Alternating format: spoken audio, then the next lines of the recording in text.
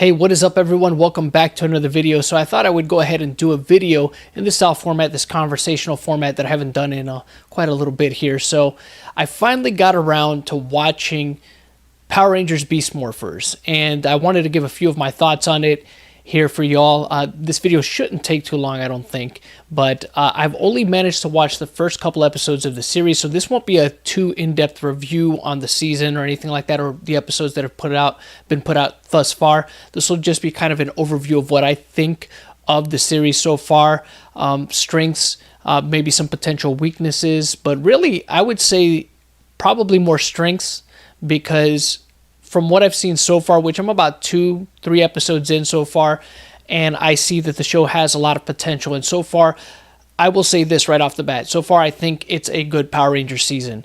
I think that all the hype behind it, the things people have said about it, in terms of it kind of getting back to where maybe Power Rangers was initially trying to head, right, with seasons like RPM, I think for me, it's kind of like that too. So I will say so far I do like it right off the bat. I think that the characters are good. I think they're well written. I think the acting, of course, is a little bit what you would expect from a Power Rangers show.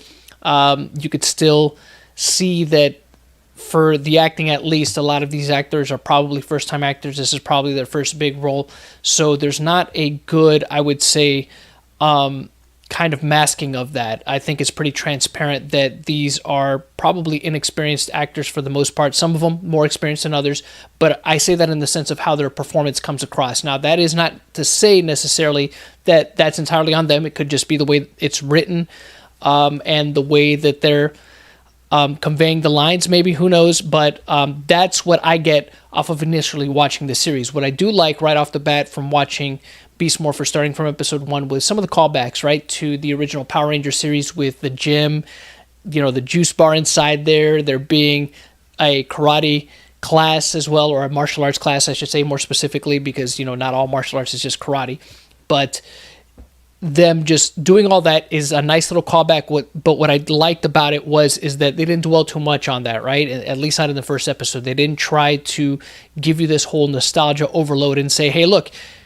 it's just like the Power Rangers are used to, right? There's always going to be a juice bar. There's always going to be this gym. It's just kind of a nice little callback to it, but they don't rely on that. They don't rely on just nostalgia for you to like this series. It's just kind of more to kind of give you something a little bit familiar, kind of tie it into the overall franchise, some of the tropes within the franchise, but not rely on them in order to sell the series to you. So that's something that I can appreciate about Beast Morphers so far, is they're not doing that, or at least not that I've seen. They're not really forcing that. The other thing I noticed from these first couple episodes that I watched is that there's not this whole pushing of this really bad, what I would consider to be really bad and contrived humor. The jokes are not super corny, although they're still, albeit, they're still going to be corny for a kid show. They're not doing this thing where they're really trying to push these really bad and obvious puns and just, like I said, contrived humor. It doesn't feel like that. Obviously, it feels a little cheesy, but it's not this just sort of ham-fisted style of humor that the Neo Saban era had kind of gone back to, right? That they really, what I felt with Power Rangers when Saban took it back over was that it kind of de-evolved, right, back into this. It was weird because Saban, when they initially had the franchise, they had kind of showed some progression in the series. You see that with Lost Galaxy. You see it with Lightspeed Rescue. You see it with Time Force. It seemed like the show was kind of, it was growing in itself. And then when it got to Disney, it did a couple different things as well. Some things better than others, as we saw with the Disney seasons as well. And then by the time that you got to RPM, you got to a place where I believe you had a good story, you had good story writing, you had good acting, you had good action and pacing, although it still had some cheesy things in it. But the other thing too is that it was not afraid to poke fun at itself, which was a nice little, a nice little thing that we hadn't seen in previous Power Rangers seasons. So by the time that Power Rangers Samurai came around, of course, that was when Saban got the franchise back and put out Power Rangers Samurai. It felt like it took a huge step back from the progression that they had made over the years, and that's something I didn't care for. And one of the reasons why, to this day, I still haven't finished Samurai. I only got 6 episodes in and I was pretty much done with it. I couldn't stand it. But this does not feel like that. It feels like like they're genuinely trying to do more with Power Rangers, if that makes any sense. They're trying to give you good action. They're trying to give you a good plot line, while also, of course, giving you things that make it feel familiar, right? That make it feel like a Power Rangers series, but not relying on those things, letting it be a series that really stands on its own. So one of the things I liked was the whole idea of what they did with the Beast Morphers, the whole merging of the DNA with this technology, the fact that they're using the morphing grid as this kind of renewable energy source, as well as turning it into a liquid. That's an interesting concept. And the fact that they're even incorporating the morphing grid into the story, I think, is pretty cool too when you think about it, because the morphing grid has been one of the bigger mysteries within the Power Rangers universe.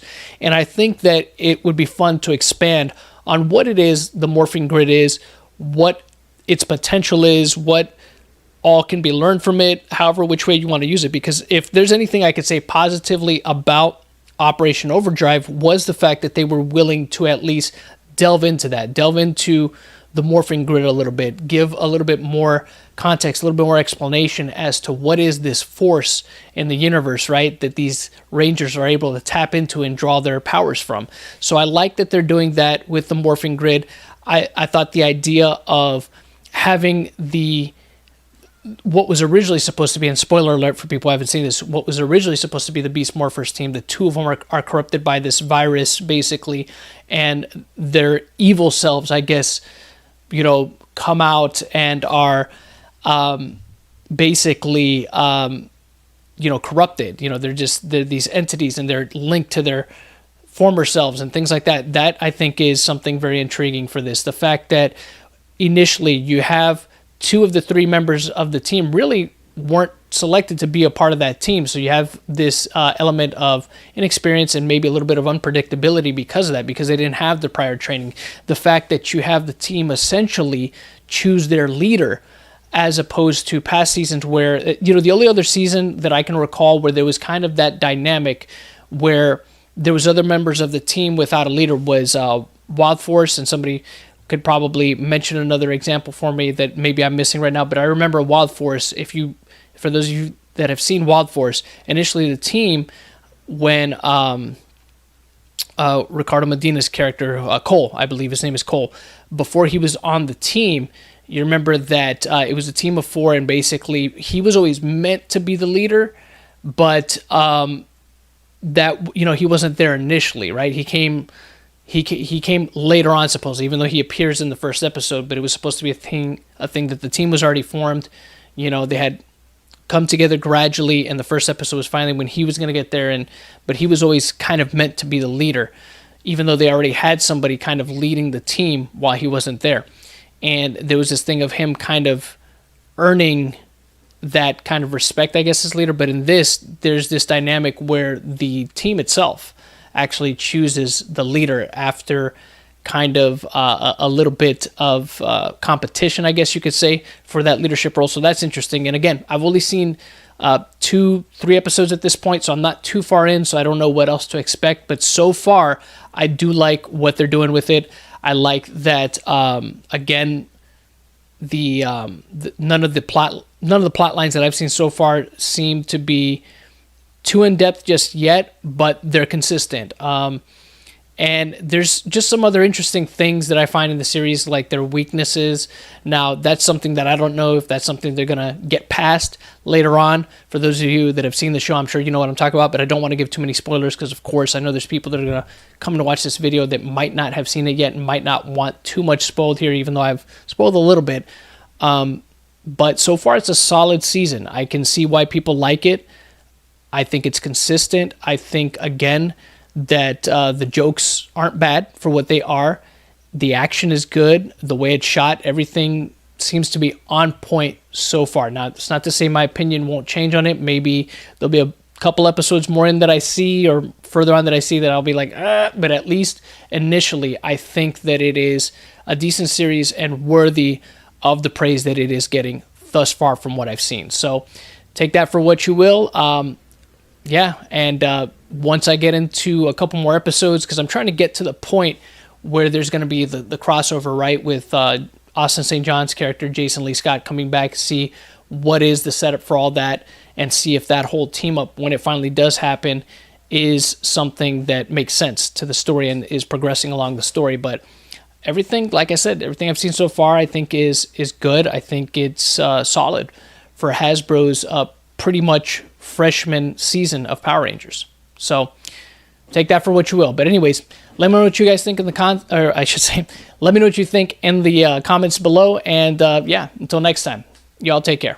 If you like this video, please be sure to give it a like, share, and comment below.